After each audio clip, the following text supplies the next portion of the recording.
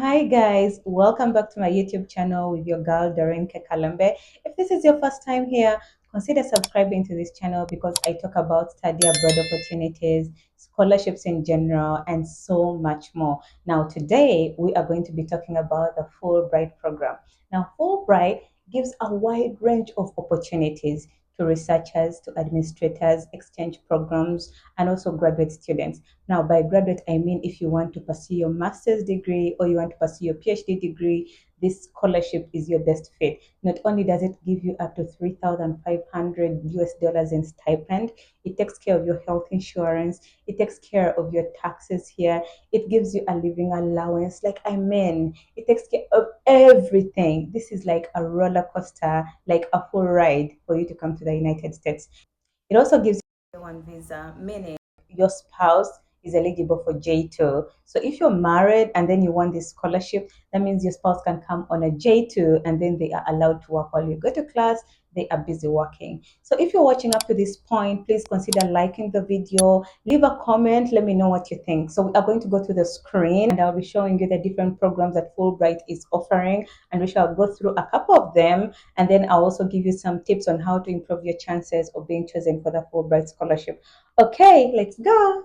Okay, so welcome to the screen, guys. So, like I said earlier, Fulbright opens up in different countries at different timelines.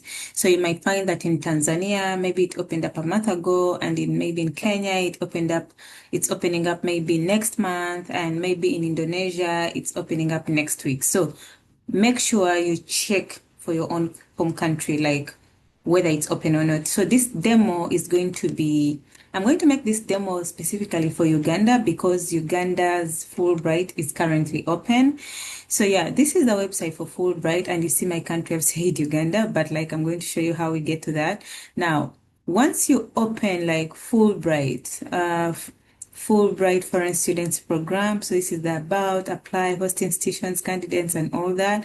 They are telling you what it does. So it also has this program called the Fulbright for Foreign Students and also Fulbright Language Teaching Assistants. Okay. These ones, I don't think there's anyone that would really want the foreign language teaching assistant, like someone, if you're doing your degree in English and you want to go and teach in a different place, so Fulbright can sponsor you for that. Or maybe you're doing French. So it depends. So you can always check it out. But then they're saying for you to be able to apply the Fulbright program for foreign students, and this one is administered by national Fulbright commissions, foundations, or U.S. embassies. So all foreign students and these program applications are processed by these offices. Now, let us start by looking at Fulbright student program benefits and eligibility. What are the benefits, guys? Look at the benefits. Fulbright Foreign Students Program awards 4,000 grants annually to foreign students to study a master's or doctorate degree and conduct research on campuses across the United States. So that is what it does. So it gives you an opportunity of either a master's or a PhD, okay? Now, awards or benefits included. So you get J1 visa sponsorship. And now this sponsorship is so good because if, for example, you are married and you come to the United States on a J1 visa, your spouse can come as a J2 and then they are allowed to work. Now, for you, as you go to school, your spouse is busy going to work. Funding support. So they give you like that stipend that I talked about, health benefit insurance, like health benefit plan. So they'll pay for your insurance. And I mean, Fulbright is like the ideal because first of all, I didn't even know that Fulbright students that are on Fulbright sponsorship, they don't even pay for these whole things like taxes, like how, like filing for taxes. They do for them all the things. Like, I mean, they are living their life, and they also give them enrichment activities. So eligibility requirements, reside in a country of nomination at the time of application. Okay. You should reside in the country of nomination at the time of application. So if you're in let me say Kenya, but then, you apply, you should be, by the time they nominate you, you should be in Uganda. You can't tell them I'm in Germany, I can't travel, blah, you get. No, you can't do that. Then also they're saying at the time of the program start date. So at the time, I need to turn that phone off. So you should be able, Now, eligibility requirements. You should reside in the country of nomination at the time of application. At the time of the program start date, possess the equivalent of a U.S. bachelor's degree with a good academic record. Okay, so this is also important. And by telling you that you should reside in a country of nomination at the time of application means that once you've finished applying, and let me say maybe you're in Tanzania, but you're Ugandan, when they nominate you and you're shortlisted, you should be there.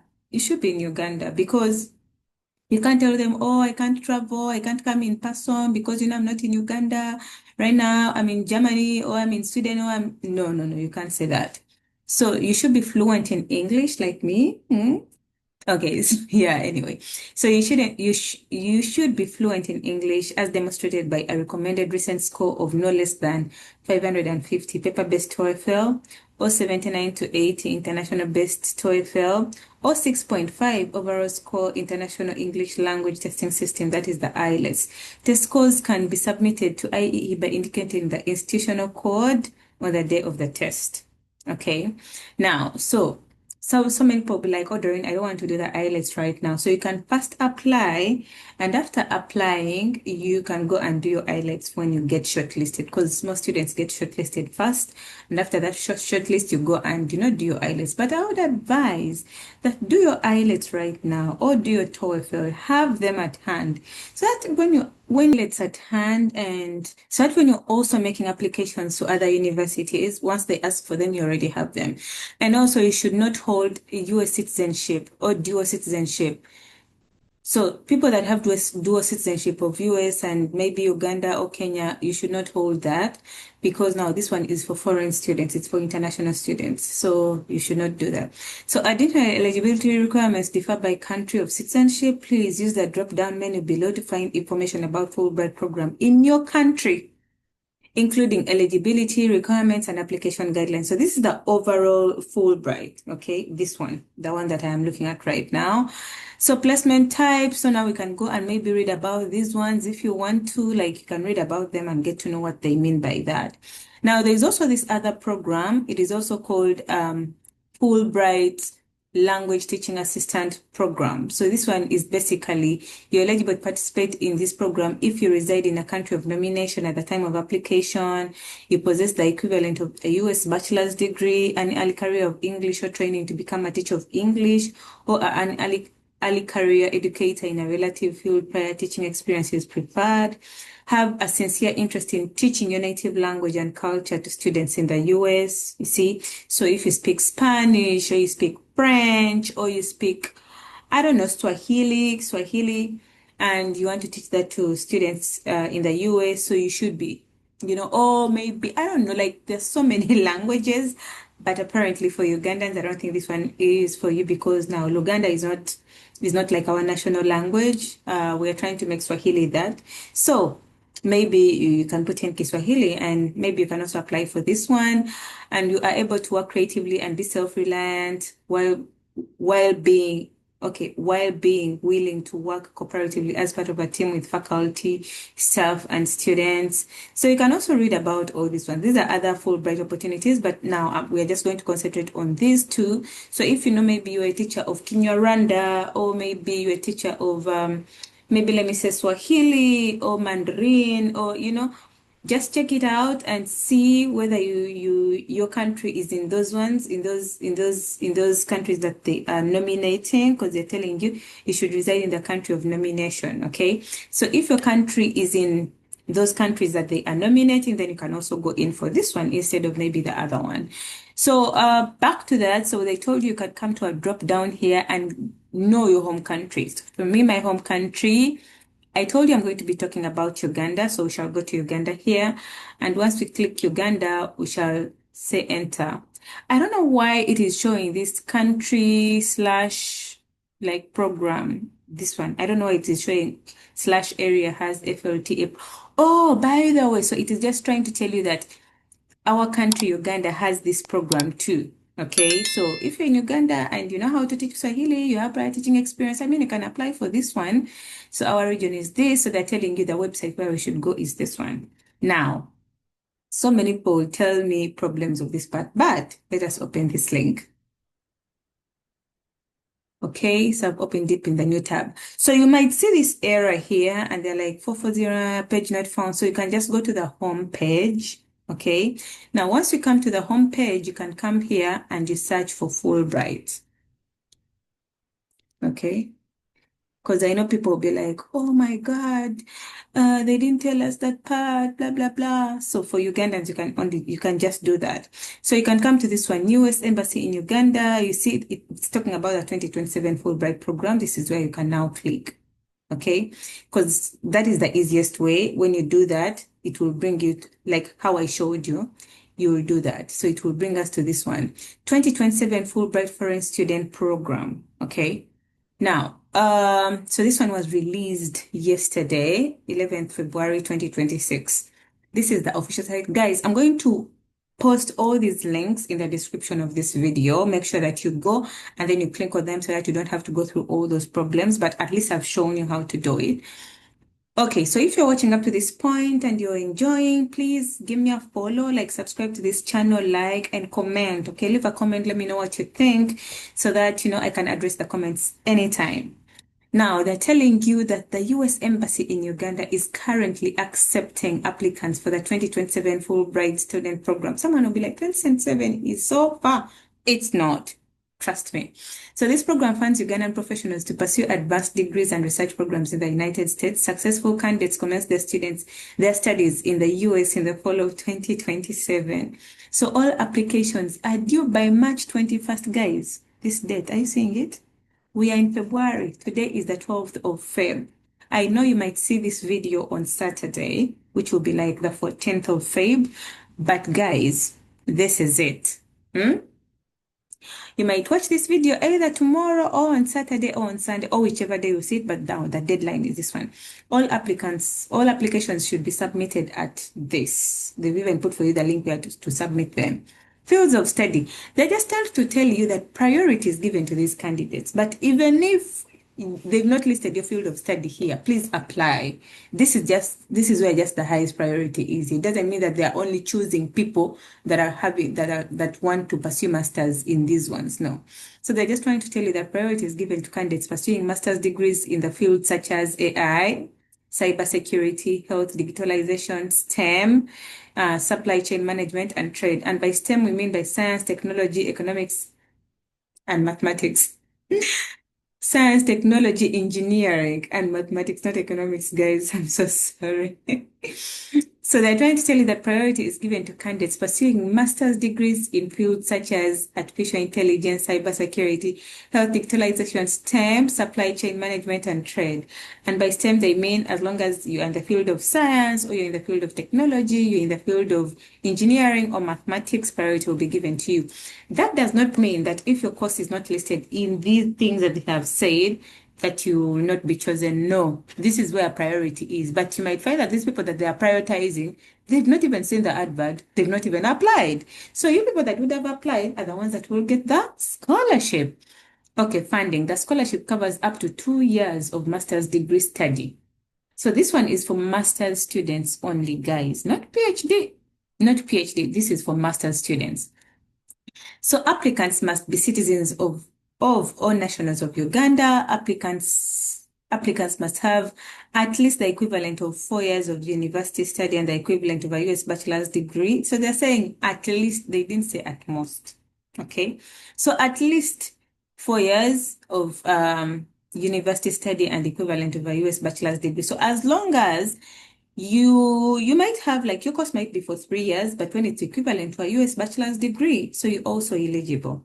So nominees that have 3 years of tertiary study should have the equivalent of 13 years of primary and secondary school at their undergraduate degree, and their undergraduate degree should allow them to be eligible to pursue higher education in their home country. So you see, so you might have been there and you did education and you're like, oh, but Doreen, you see education is just for 3 years. And here they're saying it should be 4 years. They're telling you if your degree can allow you go for further studies in your home country, like if you're in Uganda right now, you did your degree in Eduke.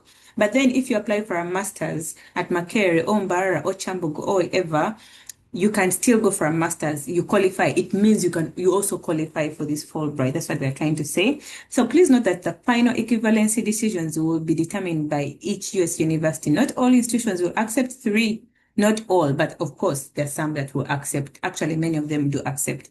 I also have friends that came from countries whereby they did their undergrad for 3 years and they've been here on Fulbright for two good years. So applicants should have a sufficient level of English proficiency to enable them to engage in full-time graduate level study in the US, as demonstrated in the interviews and visa standardized tests. Applicants must meet the minimum score on required standardized tests. So I told you that your IELTS should have at least a band of 6.5. Then your TOEFL should have, I think, what did they say? Around 70. Please go back to the video, like at the beginning part of the video, and watch it because we already went through that.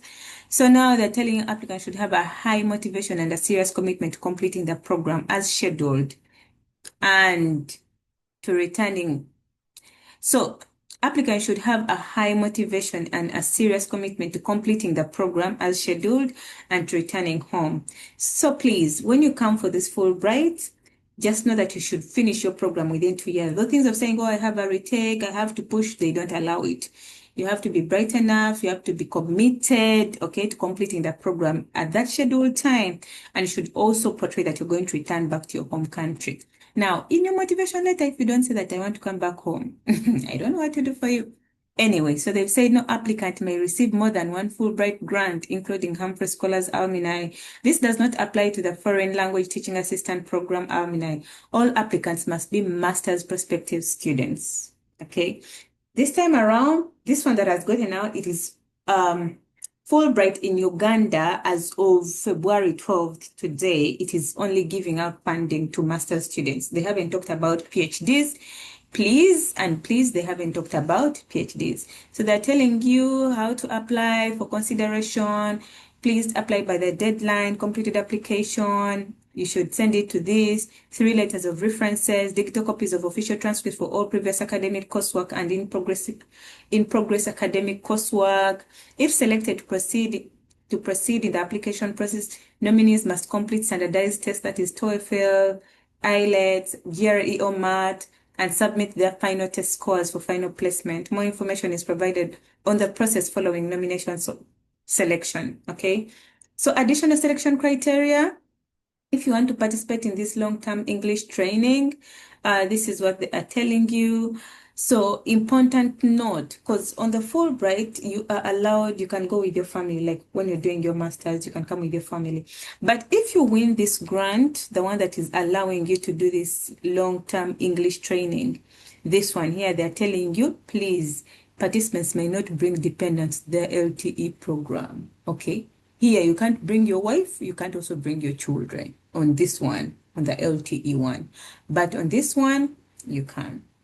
So you can bring your wife, you can bring your kids, and I'm telling you, I already told you the benefits. Anyway, so important notices. So these are the important notices. Let me hope this is insightful. Let me hope this helps. So people will be like, oh, Doreen, what about the PhD or the research? As we want to do research, we are lecturers in universities, but we want to further our things in research. What are we going to do? So Fulbright has this program. It is also currently on call in Uganda. It is called the 2027 Fulbright Research Awards for African Scholars. By African scholars, what do we mean? So here we mean university lecturers, research institute professionals, okay, university administrators that want to go to the US for 3 to 9 months to conduct postdoctoral research, okay. If you don't want to conduct postdoctoral research, you want to develop a curriculum, you want to collaborate with US scholars, you want to strengthen teaching programs at home. So this is where you're going to come and apply from. So they're telling you, please read all this. This award funds African university faculties, administrators, and research institute professionals to conduct postdoctoral research or curriculum development and research at the US. Okay.